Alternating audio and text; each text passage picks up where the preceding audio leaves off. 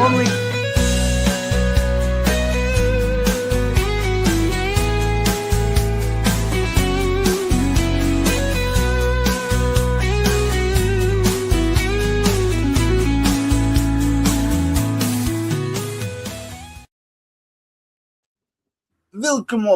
Welcome once again to the first of this week's property podcast.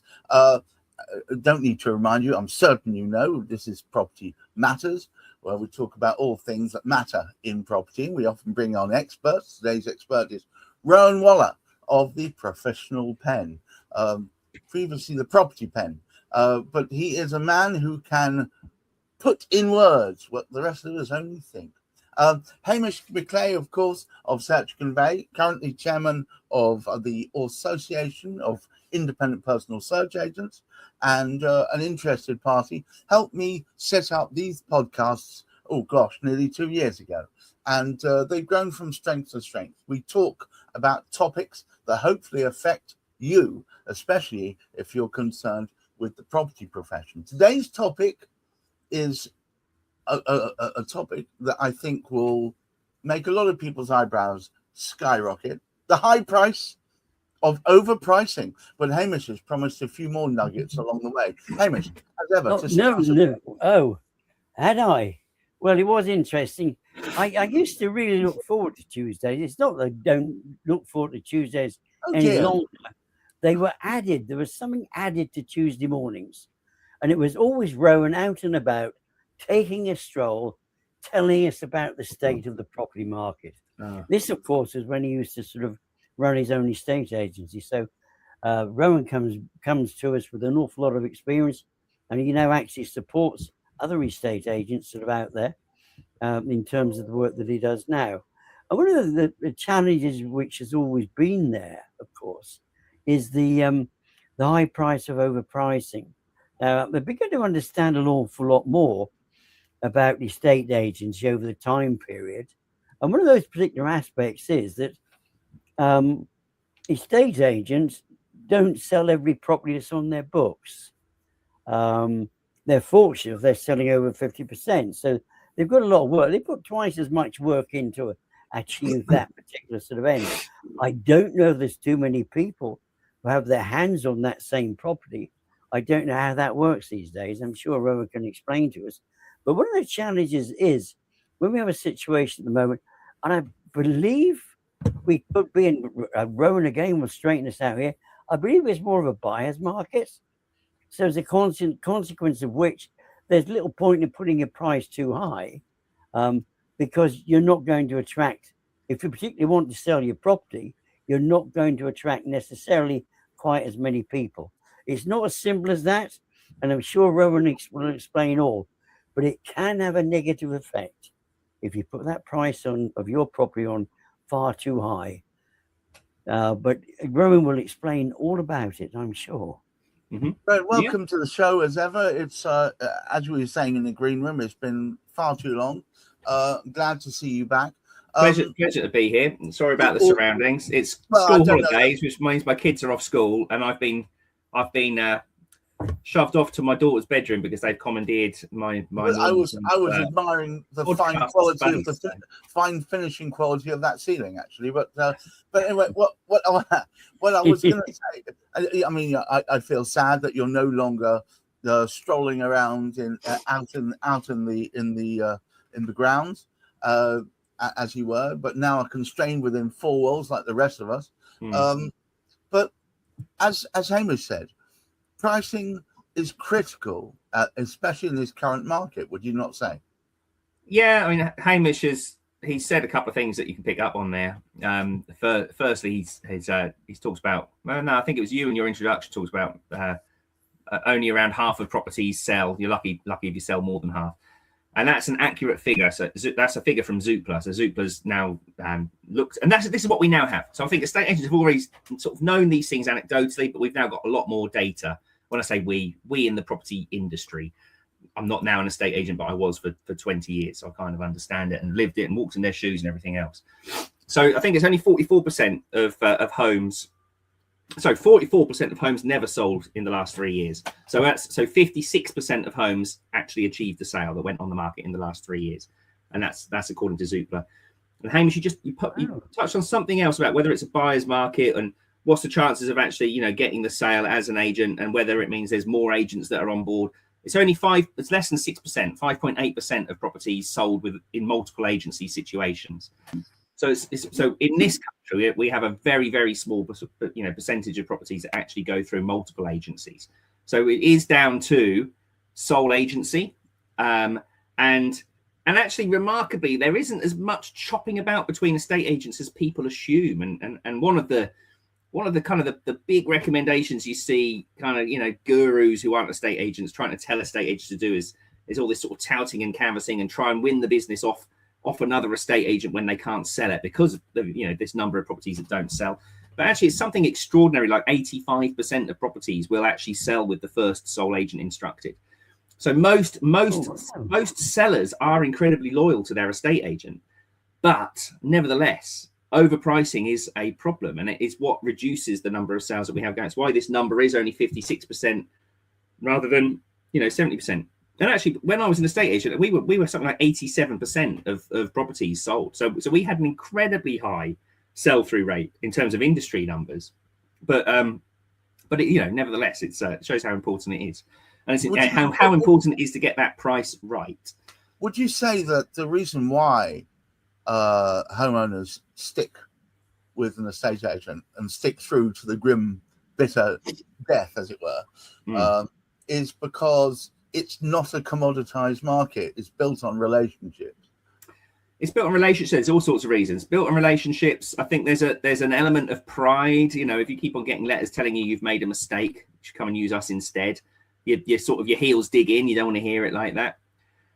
But there is this opportunity that if you're a clever estate agent, you should be able to sweep up next year. So there's an estate agent out there called Lucy and Michael Joerin. They own Stow Hill Estates, and she had a really good post this week that was talking about the number of properties that come off the market are likely to go back on the market within 12 months. And what estate agents often do is they'll send one letter after they see this property withdraw. They don't get a response, and then they give up. But the letter's probably doing something like, come on the market with us, we'll sell it instead, rather than doing something clever like nurturing this person through a kind of a tough time. They wanted to sell, now they haven't. You can talk to that person in the right way, and then gradually help them understand what they could do next time, and then be the obvious choice. So it doesn't become 85% using the first sole agent. It becomes more like 60% using the first sole agent. So there's all sorts that estate agents can be doing, but they don't necessarily think about it in the right way, because they're always after, and I was as well when I was an estate agent, they're always after the lowest hanging fruit. They're not so much willing to be in it for the long game, which is funny, because when it comes to pricing properties, if you overprice, you are in it for the long game, because it can suddenly, I think the Financial Times had reported this. So if you get the price right, then you're going to achieve a sale within 28 days. Actually, and I can talk about those stats in a bit as well, because Simon Gates has produced some brilliant stats this week on properties and how well they sell and how quickly when they're priced well. But 28 days is going to be the average sale to achieve a sale if the price is right. If a property needs to be reduced once, it pushes the average time to 100 days. So it's just over 3 months. Wow. And if it takes 2 reductions, it's over 5 months to achieve a sale. So this was in the Financial Times. I'm not sure where they got their data. I just remember reading it, and it's one of these things that's stuck in my head. But yeah, Simon Gates, I don't know if you've come across his name before, but he provides a lot of insights to the industry, to estate agents individually. And he produced a really good slide this week that had some interesting stats. That if you achieve a sale in 7 days, it's probably too quick, because you actually only achieve something like 94% of your asking price achieved.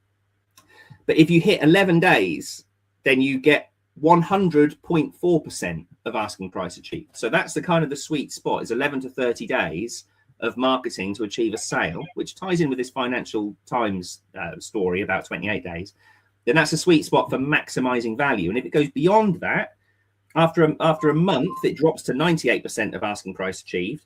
But then from 30 to 150 days on the market, then it's down to something like 91.2%. So on an average home, you're losing £22,000 worth of value, as well as losing 5 months of time if you don't get the price right and you end up having to reduce. So it's some really interesting data that estate agents should take on board, and that sellers should take on board, because if they don't want to be in it for the long haul, they should try and price sensibly first time. And actually, the data shows if you do price it properly, get that sale at 11 days, you sell for over the asking price on average. It seems to me, though, and I've said this a lot actually recently, we are living in one of the most cynical periods of human history, where building trust is hard to do. And let's face it, estate agency has had a legacy of not necessarily nurturing said trust. Is it hard for an estate agent to justify having people carrying on with them, even though they're past the point when they should have sold? Yes, I think it is hard. Sometimes they don't have to justify it, because a lot of estate agents still have long contracts. So we had a 2-week notice period, and that was it. We had no contract, but that was rare. That was rare in estate agency. It's becoming more common that there are no notice periods. There's no tie-in periods, but there are maybe notice periods of 2 to 4 weeks. But there are still plenty of estate agents out there, and especially the bigger kind of well-known high street brands, the national brands, that have maybe 26-week sole agency agreements. So that is half a year. That's 6 months that a seller is effectively stuck with you. So you don't have to do much justifying if you've got one of those contracts. The seller just has no choice. They have to put up with it, or shut up, I guess. Well, so yeah. So they're kind of stuck, and that's why when people go on the market, they need to do a lot more thinking, a lot more questioning, rather than just be focused on what's the price that you're going to sell it for and what's the fee you're going to charge. Because an estate agent will rarely tell them what price they're going to sell it for. They'll be talking about what price they'll list it for, and the fee. I mean, there's different agents talk about different fees. But I suppose one of the problems that an estate agent has is a real problem. It's a problem with our system, not necessarily the industry, is that estate agents only get the benefit if they get the instruction. They're not paid to go and do these valuations that people are inviting them out for. So they've got to get this instruction on to get any benefit. They've got a chance that even if they've got a 50% chance of selling it, they've got a 50% chance rather than 0% chance of selling a non-instruction, right? So the temptation for an estate agent to value a little bit higher, because they're kind of wheedling out of this seller what they've heard before. And they're saying, well, look, if I can get you an extra £10,000, then it's worth the extra £500 fee that I'm going to be trying to charge you at the extra 0.25% or whatever it is. Or even if they're offering the same fee, if the seller's saying, well, there's nothing to really choose between you and you're both saying the same price, and there's an estate agent go, well, actually, I think we can get an extra £10,000. I really think we should put it on, or an extra £25,000. I mean, it gets mad. Then I think an estate agent will typically try and keep that within the realms of reason, because they still probably want a sale out of it. But there's a lot of me that doubts that with every estate agent. And I don't want to cast any aspersions on any particular estate agents, but when you've got some skin in the game, like I had to sell, if I didn't sell a property when I had a business, then we couldn't get paid, right? I wouldn't be able to pay the staff. I wouldn't be able to pay the lease. I wouldn't be able to do anything, pay right move. But when you are an employed estate agent, and okay, you might have some commission riding on it, but you're still going to take your £3,000 a month basic salary or whatever it is, then really you don't have a huge amount of incentive to make sure you get the price right. Your incentive is on making sure you get the statistic on your books that week, so you don't get an absolute telling off on Monday morning when you're on the conference call with head office. So I think there are some inherent problems built into the system, into some agent systems, that make it a bigger, wider problem through the whole of the industry. That means that, because there is no accountability for estate agents in terms of valuation and getting it right, until there is that sort of accountability, I don't know what the solution is, apart from trying to educate sellers to do their own research, make sure that they really understand what a property should be on the market for. Because some sellers really don't want to they just don't want to. They don't want to hear the truth. They want to be flattered. Hamish, do you think that people want to hear the truth? It varies. It depends what the truth is. It's there's an awful lot in what sort of Rowan says there, and atypically, of course, somebody would prefer to be told that their property is valued at sort of 375, but in truth it should be 350. I think what we're trying to sort of speak about here is a matter of education. We're not always going to get it right, but what we do try and do, certainly with our podcasts anyway, is to create a level of education. And what we need to be doing, I feel, is helping Mr. Public out there to actually sort of make a well, not so much a logical decision, but the decision based on reality. There are lots an informed decision. There you go. Yes. I was you, going Rowan. to say that. And there are what it is, and Rowan pointed his finger at this as well, and we've all intimated it today. There is so much available data that we can actually sort of look at.